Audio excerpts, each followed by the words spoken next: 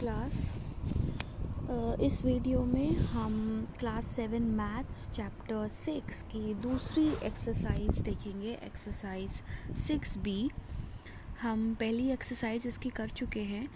एक वेरिएबल होगा और इक्वेशन बनाई जाएंगी और सॉल्व करेंगे। ये बेसिकली हमें करना है। तो देखते हैं, पहला क्वेश्चन है, किसी परिमेय संख्या का अंश उसके हर से 3 कम है।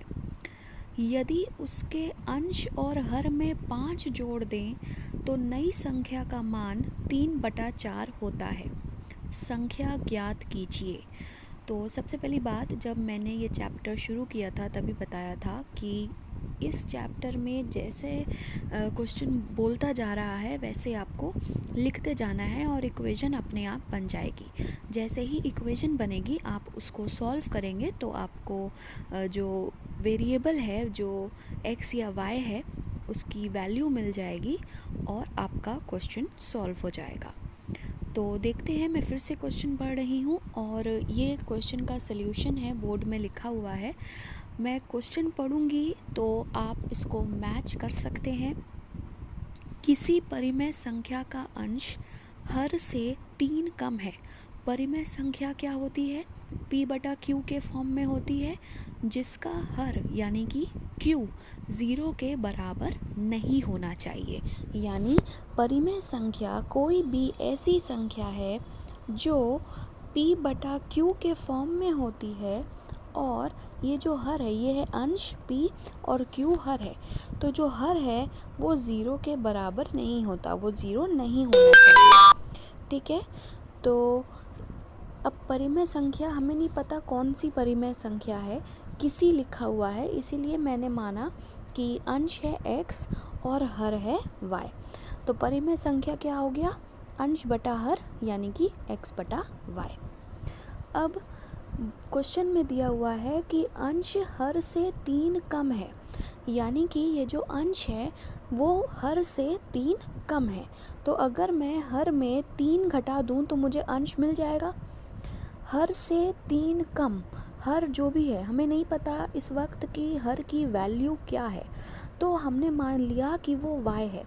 अब जो भी हर होगा उससे 3 कम अंश की वैल्यू है, यानी कि x बराबर y - 3। तो इस तरीके से मैंने बनाया इक्वेशन नंबर 1। ठीक है, अब बोल रहा है क्वेश्चन कि अंश और हर में हमने 5 अगर जोड़ा तो हमें नई संख्या मिलेगी 3/4।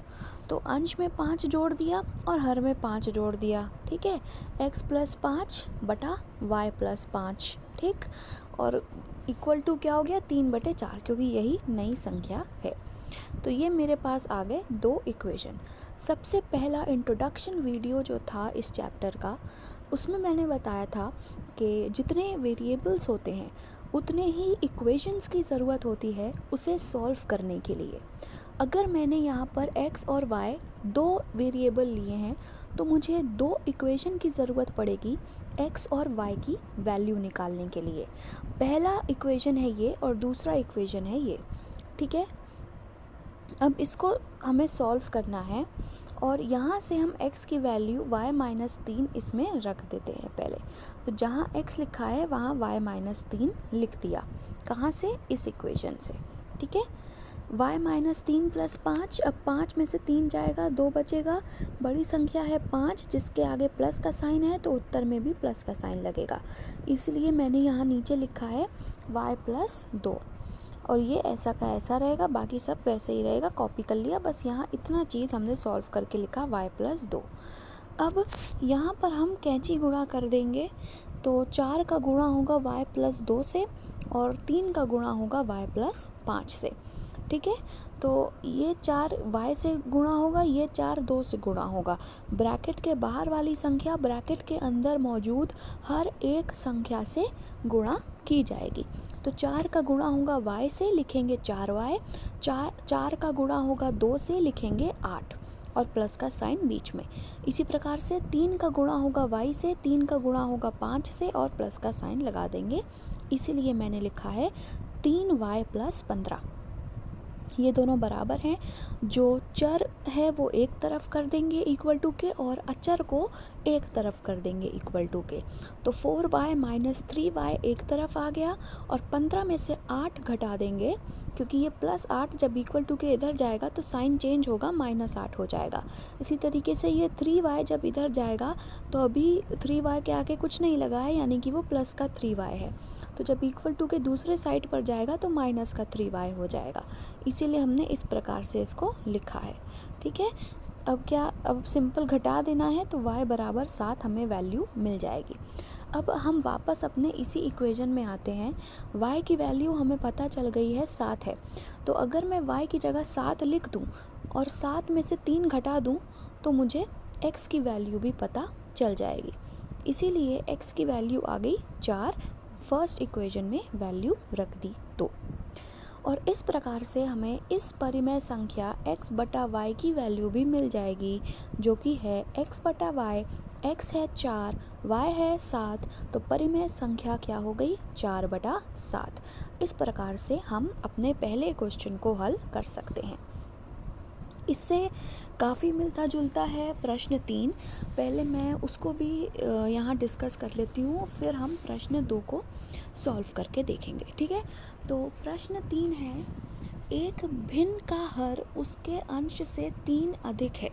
ठीक है, भिन्न भी p बटा q के फॉर्म में ही होता है, परिमेय संख्या भी वैसी होती है, इसीलिए मैंने बोला कि ये काफ़ी सेम बेस्ड क्वेश्चन है।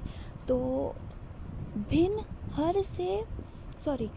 का हर उसके अंश से 3 अधिक है। अभी मैंने बोला देखो, इतनी चीज़ तो सेम रहेगी। ठीक है, इतनी चीज़ थर्ड क्वेश्चन में भी सेम रहेगी।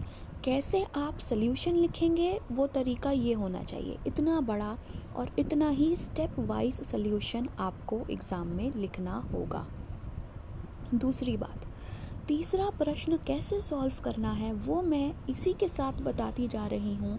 उसका डिटेल्ड सल्यूशन इस वीडियो में आपको नहीं मिलेगा, इसीलिए बात को ध्यान से सुनिए कि आपको तीसरा प्रश्न किस तरीके से सॉल्व करना है और उसका स्टेप वाइज सल्यूशन आप कैसे खुद से लिखेंगे। ठीक है, तो इतनी चीज़ तो सेम रहेगी, क्योंकि हमें नहीं पता कि भिन्न की वैल्यू क्या है, तो हम यहाँ पर भी अंश को x और हर को y मान सकते हैं। और यहाँ पर परिमेय संख्या काट कर आप लिख देंगे देयरफॉर, मतलब अतः भिन्न हुआ x बटा y, क्योंकि क्वेश्चन में भिन्न दिया गया है तो आप भिन्न लिखेंगे।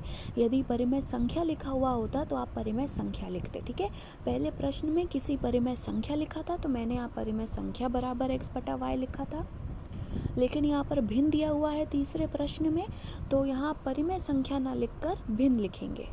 भिन्न बराबर x बटा y। ठीक है, और हर अंश से 3 अधिक है, यानी कि हर जो कि y है वो अंश से 3 ज़्यादा है। ठीक है, तो x में अगर हम 3 जोड़ दें तो हमें y मिल जाएगा। अंश से 3 ज़्यादा हर है।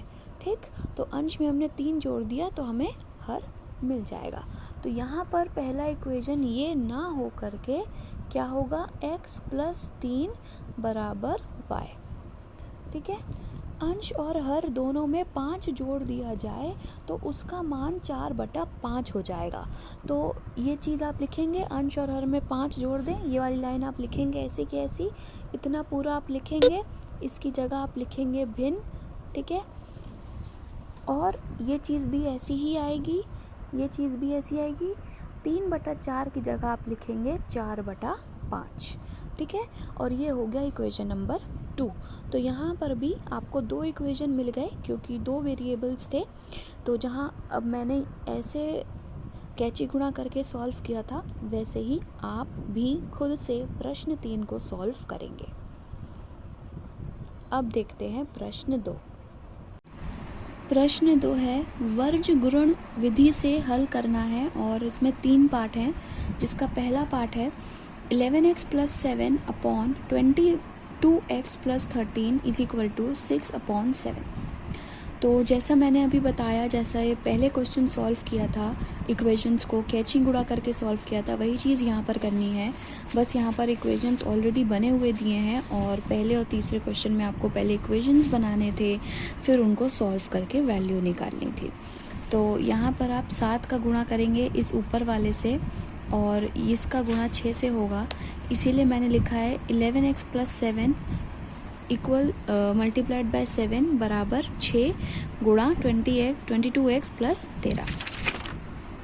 ठीक है, तो जैसा कि मैंने बोला ब्रैकेट के बाहर वाली संख्या का गुणा ब्रैकेट के अंदर मौजूद हर एक संख्या से होता है, इसीलिए 7 का गुणा होगा 11x से, तो इसको मैं ऐसे लिख देती हूँ, प्लस साइन लगेगा और 7 का गुणा होगा 7 से, बराबर में 6 का गुणा होगा 22x से,